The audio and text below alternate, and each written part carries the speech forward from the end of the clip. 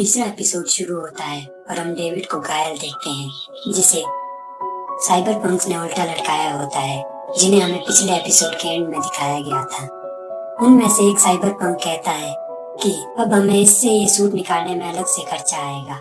तभी दूसरा cyber punk कहता है कि हमें इसे मार देना चाहिए ताकि इसे निकालने का कम खर्चा आए। ये सुनकर उनके बॉस मैने, जिसने डेविड को उल्टा पकड़ा होता है, उसे गुस्सा आ जाता है और वो डेविड से चिल्लाकर कहता है कि मैं तुम्हें मार के इससे खुद ही निकाल दूंगा ताकि तुम्हें सबक मिले कि इन दूसरों की चीजें नहीं चुरानी चाहिए। तभी डेविड को होश आता है और वो लूसी की तरफ देखकर कहता है कि तुमने मुझे धोखा दिया। ये देखकर मैने को गुस्सा आता है और वो डेविड को मारता है और उसे बोलता है कि तुम मेरे सूट के साथ क्या कर रहे हो।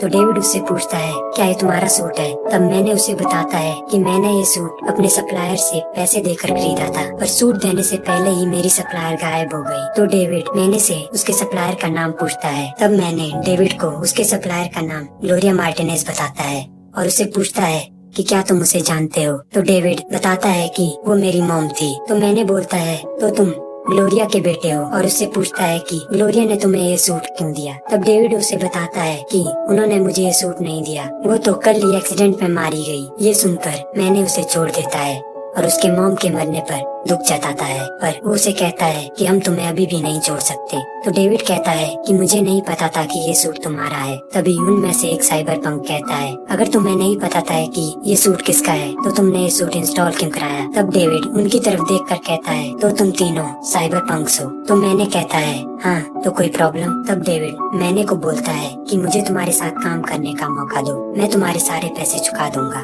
तो मैंने बोलता है कि मैं तुम्हें अपने साथ काम करने का मौका क्यों दूं। तो डेविड खड़ा उठता है। ये देखकर मैंने और दोनों साइबर पंक डेविड पर गन पॉइंट कर देते हैं। तो डेविड अपने सूट का इस्तेमाल करके उनसे वो गन छीन लेता है और कहता है कि आज मैंने इस सूट का इस्तेमाल 10वीं बार कर दिया पर मुझे कुछ नहीं हुआ। ये देखकर वो साइबर पंक डेविड से इम्प्रेस हो जाते हैं। तो मैंने कहता है कि मैं तुम्हें अपने साथ काम करने का एक मौका दूंगा। तभी लूसी डेविड में एक ट्रैकर फिट करती है ताकि डेविड भाग न पाए। इसके बाद मैंने और दोनों साइबर पंक वहाँ से चले जाते हैं। इसके बाद डेविड लूसी से कहता है कि तो तुम साइबर पंक के साथ काम करती हो और जो भी अभी तक हुआ वो सब तुम्हारा प्लान था ताकि वो यहाँ आ सके और मुझसे सूट निकाल सके। तो लूसी उसका जवाब हाँ देती है और उसे घर जाने के लिए कहती है। इसके बाद डेविड भी वहाँ से घर चला जाता है। इसके बाद डेविड घर में बैठा होता है और उसे प्रिंसिपल का कॉल आता है जो उसे बताते हैं कि उसके अच्छे मार्क्स की वजह से उसे स्कॉलरशिप मिली है और वो अपनी स्टडीज कंटिन्यू कर सकता है, पर उसे कोत्सुआ से माफी मांगनी होगी। ये सुनकर डेविड फोन काट देता है। इसके बाद उसे मैने का कॉल आता है जो उसे काम के लिए तैयार होने को कहता है। अगले दिन डेविड मैने के ऑफिस में पहुंचता है जहां मैंने डेविड को अपने साथी कीवी, डोरी और पिलर से इंट्रोड्यूस करवाता है। जब डेविड उन्हें अपना नाम बता रहा होता है तो मैंने उसे एक मंच मारता है और कहता है कि सीधे बिजनेस की बात पर आते हैं। उसके बाद मैंने डेविड को एक चिप देता है जिसमें उनके प्लान के बारे में पूरी डिटेल दी होती है। उसमें हम देखते हैं कि उनका प्लान आरासाका के ड्राइवर को चकमा देकर उसकी गाड़ी से आरासाका का डेटा चुराना होता है। इसके बाद वो अपने प्लान पर काम करते हैं और उनके प्लान के मुताबिक ही आरासाका का ड्राइवर मैक्सिम एक बार में बॉक्सिंग में सट्टा हार कर दुखी बैठा होता है, जहां डेविड अपने सूट की मदद से मैक्सिम से गाड़ी की चाबी चुरा लेता है। उस चाबी को अपने गैंग के दूसरे मेंबर के पास दे देता है। लेकिन तभी मैक्सिम को उसके बॉस का फोन आता है जो उसे जल्दी ही उसके पास आने को कहता है। ये सब मैंने सुन लेता है और उन्हें अपने प्लान बी पर काम करने को कहता है और डेविड को खुद उस चाबी को लेकर गाड़ी के पास जाने को कहता है जहाँ लूसी पहले से होती है, और लूसी की मदद से वो गाड़ी से डेटा चुराना शुरू करते हैं। और बाद में हम देखते हैं कि उनके गैंग की एक और मेंबर जिसका नाम रेबेका होता है वो मैक्सिम को डिस्ट्रैक्ट कर रही होती है। और बाहर हम देखते हैं कि लूसी और डेविड गाड़ी से बड़ी मुश्किल से डेटा चुरा लेते हैं, पर उनकी गाड़ी का दरवाजा नहीं खुलता और मैक्सिम वहाँ पहुँच जाता है। मैक्सिम उन दोनों को गाड़ी में देखकर उनके ऊपर गोलियां चलाना शुरू करता है। गाड़ी बुलेट प्रूफ होती है जिसकी मदद से कुछ देर के लिए वो बच जाते हैं, लेकिन गाड़ी का शीशा टूटने ही वाला होता है। तभी डेविड गाड़ी का इंजन ऑन करता है और उसे स्टार्ट कर देता है और मैक्सिम से दूर ले जाता है।